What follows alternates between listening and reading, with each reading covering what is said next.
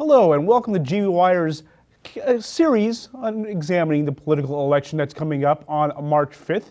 Today we'll be focusing on Fresno County Supervisor District 3.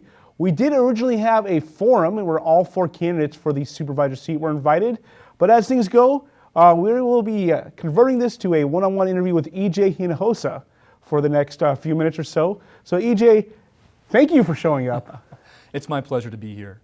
Also running in this race, and hopefully we will talk to him in the future, is incumbent Sal Quintero and Fresno City Council members Miguel Arias and Luis Chavez. But EJ, you are a educator. I believe you teach music. Tell me a little bit about that. Yeah, I'm a proud Fresno Unified Music educator. I teach full-time at Gaston Middle School, where I teach general music, singing, and piano. I've been there for 5 years. Gaston Middle School is named after Bud Gaston, the legendary Fresno Unified educator and principal. I love that work. I love working face-to-face every day with Fresno's youth, Fresno's future, and I love making music. It's a job where I'm able to be creative, imaginative, collaborative, and to mentor young people. Before I was at Gaston, I taught piano for 3 years at Roosevelt School of the Arts. So how does being a music teacher relate to you wanting to run for public office? Well, it doesn't lead me to run for public office, but in being a musician and an educator does not mean that I don't have other interests. And for years since I was a kid, I have loved reading the news. I have loved following the events and workings of the government. I have always been a patriot. And so I've been reading my whole life about current events and have formed a lot of ideas about how things could change or how they're operating well or how they could operate differently. Locally, nationally, globally. Well, I guess locally. I mean, that's at least locally. That's right. And so, I have been teaching music for a long time. Before I was at Roosevelt High School, I taught for a decade private music lessons in people's homes, or they would come to me at my church where I would give them lessons in singing, or piano, or music theory, or composition. And I guess professionally speaking, I've had my fill, and I'm doing really well with that stuff. I've composed music for choirs and orchestras, and media and commercial advertisements. And keeping up with current events and feeling a great passion for the world and government. So let me ask you this. Why do you think Sal Quintero needs to be replaced? Well, I have great respect for Sal Quintero. He's a good man, somebody that I respect. I think that he's been there a long time. And I think that Fresno County is ready for new voices among their elected officials. And I'm running not necessarily to unseat Sal Quintero. I'm running because I believe in myself and I believe in Fresno. All right, let's see what your voice has to say. Let's talk a little bit about the issues. The relationship between the city of Fresno and the county, it's been strained. We hear all this sniping between the elected leaders going at it. How would you, what's your take on the relationship and how do you improve it? Well, I'm a pretty easy person to get along with. I estimate myself to be very friendly, very kind, very peaceable, and pretty smart. And so when I see the bickering back and forth between our elected officials in Fresno, number one, it makes me feel a little bit embarrassed for Fresno, and I wish that those energies would be more directed more towards the issues. I understand that there are contentious issues that have to be worked out between the county and the city, and that's true between any government agencies on any levels. So I think conflict happens. If I'm elected, I will seek to spend my attention on the issues instead of being combative with other electeds. Now, one of those conflicts between the city and the county is over the tax sharing agreement. So it's expired in 2020. It's been 3+ years now, and there's no new agreement. And the real world consequences are home developments are being stalled, commercial warehouses, because the city and the county just can't agree how to split the tax revenues from these things. How would you solve this problem? How would you get a new tax sharing arrangement and pretty quick? Well, I would have to start just by collaborating with the other members of the Board of Supervisors, getting in the room with the Fresno City Council and all the staff that make those agencies run well. Why do you think there hasn't been a tax sharing arrangement in 3 years? I mean, I'm pretty sure they've met plenty of times. I have no idea. I don't know. I can't really get in the heads of any of our elected officials. But I think that people in Fresno and plainly around the country are ready for their elected officials to take action, to get serious about these things. And that's what I'll do. That's what I'll do when I'm elected. We want the county to have the funding that it needs to take care of both the urban core of Fresno County, specifically District 3, which I'm running for, Calwa, downtown, Tower District, parts of Sunnyside, Mayfair. That urban core needs investment, and so I would like to see that reflected in the tax sharing agreement, but also the fact that the County Board of Supervisors is the de facto municipal, so to speak, government for all of the unincorporated communities in Fresno County. Those communities need investment too, and so I would like to see that also reflected in the tax sharing agreement, whatever it may be. Now there's a lot in that. The tax system, as you know, is incredibly complicated, and so I want to get in with the experts, the subject matter experts and the professionals at the county, and let's figure this out. Sticking with land use, warehouses, industrial parks, source a lot of controversy of trying to get them built and where to build them. There have been a lot of resistance from environmental justice groups, lawsuits, even the State Attorney General, Rob Bonta, has intervened. So what is your solution? Where should these warehouses go? And who do you side with? The industrial or the environmental justice groups? I don't think that we have to make that choice, frankly. Now, disagreements come up between those two cohorts often. I will say this. I would really like to see industrial development stop in southwest Fresno. Around the school where I work, Gaston Middle School in the Edison region of Fresno Unified, they've had enough. And the Southwest Fresno specific plan made provisions to stop such development, industrial development in that neighborhood. And you know, there is an assault on that plan at the city council level. I would work very hard to resist any changes to the Southwest specific plan. You know, health outcomes for people living in that community are measurably worse than they are for people living in other communities where there's less industrial development. And I want to be clear. I want to see industrial growth in Fresno County. We're going to need that. We're going to need that to build a strong economy for the future. So where does it go? If you don't want it in southwest Fresno, do you want it along the 99 corridor where these plans are being talked about? I'm not sure about that. I really couldn't say. So rather than say something that I'm not really clear on, I will simply say I'm confident that there are places in Fresno County where these warehouses and other industrial developments can be built. And what are the consequences of continued delays, lawsuits? Are you concerned that these industrial parks are going to go to places like Tulare County or Madera County or elsewhere in the state and taking those tax revenues with them? I mean, how do you solve that? Well, I think that we'd have to sit down and take a really close look at land use policy at the county level and find out where we could make changes. I think there's lots of land in Fresno County. There's lots of land there, and we can find places where these can be built. Maybe along the old 99 Golden State. There's a lot of good land sitting there. And I mean, I won't speculate about specific sites beyond that, but I will simply say that we want industrial development in Fresno in the right places and not in the wrong places. We can have both. We can protect our neighborhoods, we can protect the health of our communities, we can protect the air and the environment, and we can attract new jobs and new industries to Fresno County. So no matter what the development, whether it's commercial or whether it's retail or industrial, it's going to have water. So where should all the water come from to build? Well, you know, I would say that one thing that we could stop doing to protect our water resources is to stop urban sprawl. If we're going to build more residential, I will tell you this, that my campaign, my agenda, I would describe it as a building agenda. I want to build things in Fresno County, things that will boost the economy, bring culture together, and maybe even create a rebirth of community. And we need to build up instead of out in Fresno County.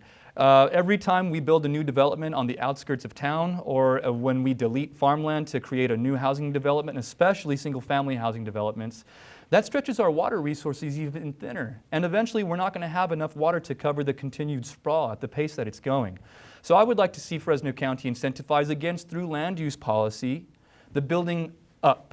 Well, let's build dense neighborhoods, walkable neighborhoods in Fresno County so that we don't have to continue to delete farmland and stretch our water resources even thinner. Now with all this development, have you heard anything, or are you concerned about farmland values declining? The property values, sales values for farmland? Yeah, I'm concerned about any land in Fresno County declining in value. That is a subject that I have not learned very much about. Growing up in Kingsburg, I worked for farmers in the summers when I was a kid, working in packing houses, stacking boxes on pallets, driving fruit from the orchard to the packing facility, and I know what it means. I know what it means for people out here to have to farming and agricultural operations here. It has given life to this community, and we want to see farmers do their work safely and to see a good return on their profit. So I'm ready to learn about those things. Yeah, I would like to see that land increase in value rather than decrease. This is GV Wire, a conversation with Fresno County Supervisor District 3 candidate E.J. Hinojosa. I'm David Taub. Calwa is part of the district. There was plans maybe a year or two ago from Fresno Mayor Jerry Dyer perhaps annexing Calwa into the city of Fresno. That didn't happen. Did you support that idea, and what do you think the future of Calwa should be?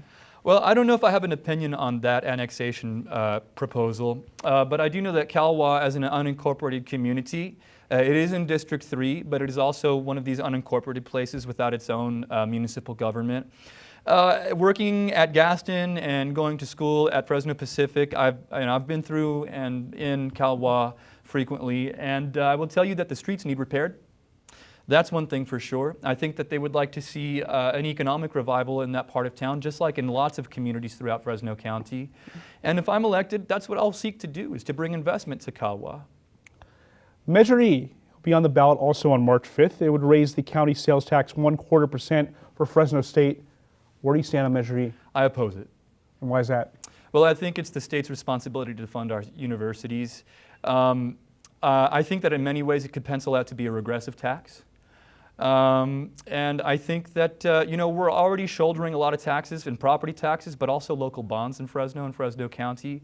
I think that the state will find a way to fund Fresno State. I'm a teacher. I will always be on the side of funding education. But I think the origins of Measure E, such as they are, and again, its nature, I think as a regressive tax and not a progressive one, I oppose it. Measure C won't be on the ballot at least in March, and it may not be in ballot in 2024, but it will be eventually. It's the county sales tax that supports transportation issues. Failed last time in 2022. They're going to try again. What do you think? Where were you on Measure C in 2022, and what do you think needs to be changed in order for it to pass? So a lot of the voters in my district that I'm running for, especially in the Tower district, have a real heart for the environment, as do I. And I think that Measure C, for a lot of people, they weren't seeing the protections for the environment embodied in the language of Measure C that they would like to see. And so, I couldn't speak to the very specifics of it, but I will tell you that if Measure C passes, it's going to need some revisions to make sure that the public transportation that we're building is friendly to the environment. Well, what do you want to say? Because Measure C is mainly to help build roads. The last few versions it helped expand 180. Would you like to see 99 built out more, or 41 built out more? I don't think that 99 or 41 needs another lane. It seems like every 10 years or so we think that adding another lane to our freeways is going to solve the congestion problems that we're facing. We can look at Los Angeles to see if adding another lane has solved that issue, and it has not. If we add another lane, it's going to cause a lot of pollution in the neighborhoods near to that construction, and it's not going to solve our traffic problems. So I would rather see streets going through Calwa and Jensen through Southwest Fresno and all of those neighborhoods.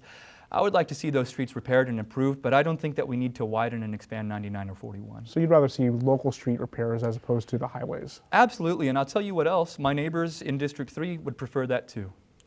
All right, this Fresno County Board of Supervisors, and to a lesser extent or equal extent the City Council, really engages a lot of social issues.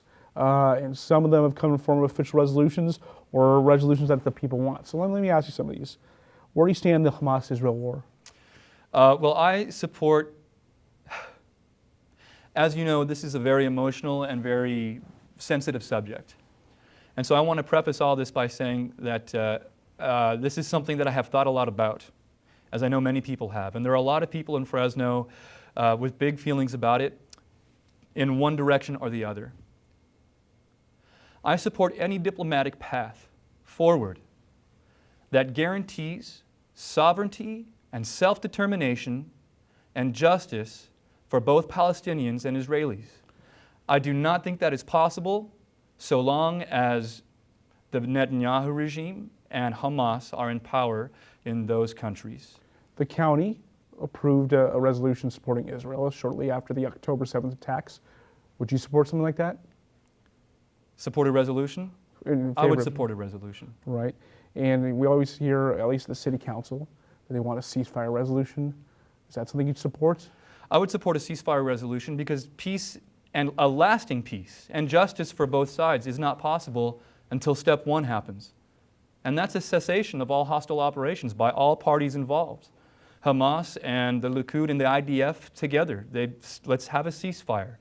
Let's have peace in the region, stability in the region. If you approve something like that, would you require language, hostages returned? Absolutely. Okay. Absolutely. Set the hostages free. 100%. I think that there's a lot of demand to lionize and to demonize. I see a situation here that is very fraught and very complicated. And Lord knows that anything I'm saying right now is going to come under intense scrutiny about this issue. All right, well, we'll leave it there. Let's move on. Listen, one of the biggest issues last year, the Reedley Chinese Biolab. Do you think the county and the Board of Supervisors handled it correctly?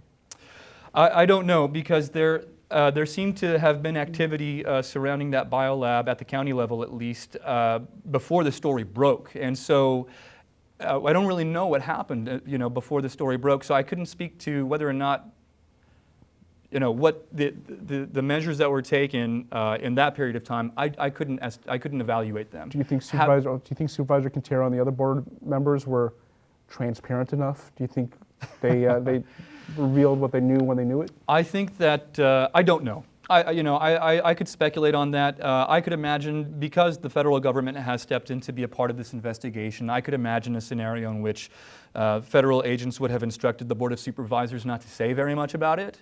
Whether that's right or wrong, I can imagine that scenario. I would love to see as much transparency going forward on this thing as possible. Goodness knows that the last thing we want is that kind of scare in our community. Okay, another big thing in the last year. Sure. Kings Canyon Road finally renamed to Cesar Chavez Boulevard. There was a split among the people running for supervisor here. Quintero voted against it, at least for the portion that the county controlled, while Arias and Chavez voted to rename it for the portion the city controlled. Where are you on the Cesar Chavez Boulevard? I think it's wonderful to name a street after Cesar Chavez. My family, with a long history of agricultural work, themselves being immigrant farm workers, generations, that means a lot to me. And I'm a union member too, the Fresno Teachers Association. So I admire the work of Cesar Chavez and his nonviolence approach. And I support renaming a street in Fresno after Cesar Chavez. I will say that I myself, if I had been in the position to weigh in on that issue, I would have given more deference to the neighbors in Southwest Fresno who asked, please leave California Street alone. I think I could have given that to them if I had been in that position. And again, I think it's fabulous to name a street in Fresno after Cesar Chavez, but I wonder if that will do anything to improve the conditions of commerce and living on Kings Canyon, Cesar Chavez Boulevard. I wonder if that will do very much to improve that street there. Not in District 3, but it's been an issue with the county, the Squaw Valley name. And Sal was voted against the issues of reverting back to Squaw Valley. Where do you stand on it? Because right now the County Board of Supervisors engaged in a lawsuit with the state over a law. There's going to be something on the March 5th ballot as well that would give the voters the right to give the power to rename to the county supervisors. So where do you stand on that? Where do you stand on the Squaw Valley name? I am proud to point to that place in Fresno County and refer to it as Yokuts Valley. I do believe that its former name is inherently derogatory. And furthermore, I think that the Fresno County Board of Supervisors has much more serious business to attend to than fighting these kinds of battles. I will say that they're misplacing their vast resources, massive influence, and their energy on this, and now politicizing our libraries. I think that there are other bigger fish that they need to be frying. And just finally, who should decide this issue? Should it be the state government, the federal government, or the local government when it comes to renaming areas? I don't know who should, but it sure seems like the courts are going to make the decision in this case. All right, and since you brought it up, the library issue, banning, I mean, people say the term banning books. Others are going to say this remove books from the children's section. What did you think of all that? Let's consider or stipulate for a moment that there is a book in the children's section at a Fresno County library that is a little too graphic or maybe otherwise inappropriate for a young reader. I do not believe that the response to that, the appropriate commensurate response to that, is to establish a 15-person board of politically appointed board members to do that. It's a redundant measure. There are already processes in place where if you think that the book should not be in the children's section at the library, there is already a process to have that book reviewed and challenged, and maybe even removed if so. I think that this idea was hatched by some special interest groups that are kind of waging war around cultural issues, and I don't like that. I don't like that creeping into my community. I do think that when people say that it is not ideologically motivated or not anti-LGBTQ, I don't believe that, because we know who has hatched these ideas and these policies.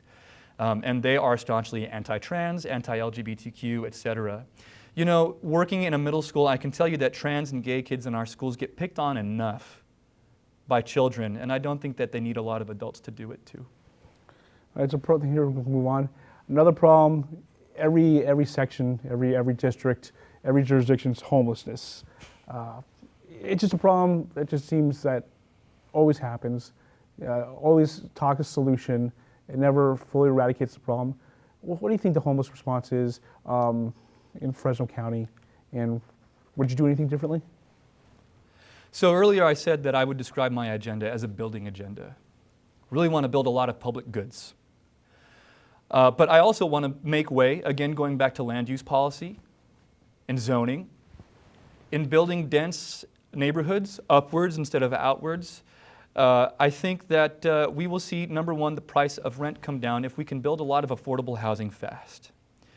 The thing about homelessness, in my view, is that it's a lot of things that contribute to the issue, and so your solution to it is going to have to also have many aspects.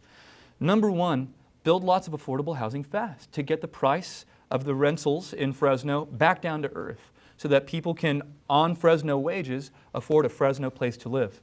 Because not everybody who's homeless is there because of mental health or addiction. Sometimes prices outpace wages.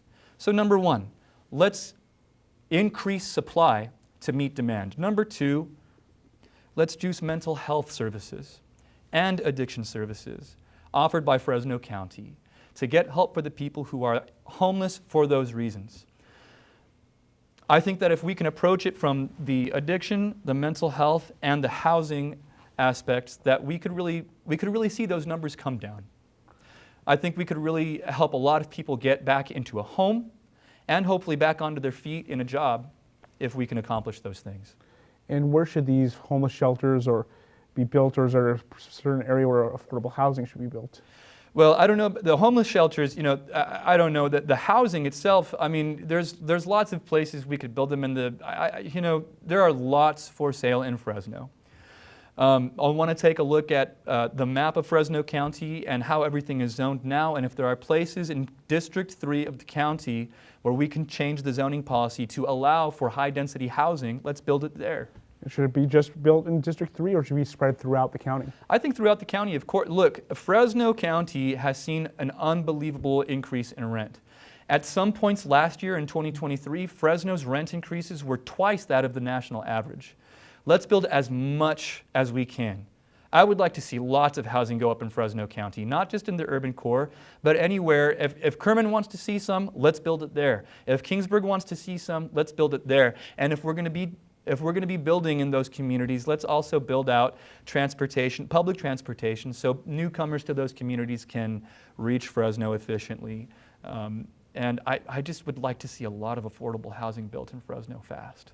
All right, EJ, as we're wrapping up here, this was initially scheduled for a forum. All 4 candidates were invited. You're here. What do you think of that? You're the only one who showed up when he said he was going to show up.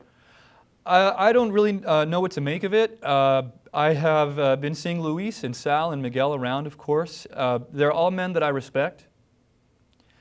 And I'm not running this race to beat them. I'm running this race to win myself. So I'm sure that they have their reasons, but I will say this: I've really enjoyed hanging out with you, Dave. Oh, thank you. Well, I mean, listen, you're the least experienced, at least when it comes to a political career here.